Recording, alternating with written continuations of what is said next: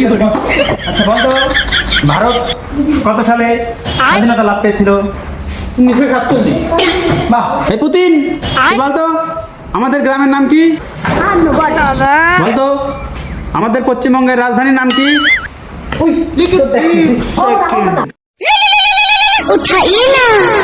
Hello জানু, তোমার জন্য বাজারে আমি কতক্ষণ ধরে দাঁড়ায় রয়েছি।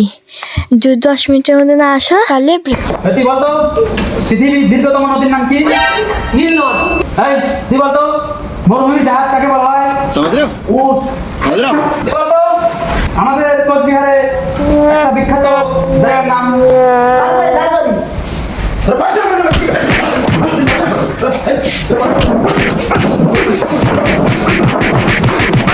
কি রে বন্ধুরা, ঠিক উত্তর দিতেছি তাও মাইতেছি। কিরে তোরা সব रुको जरा বন্ধ করতেছিস কেন রে? सबर करो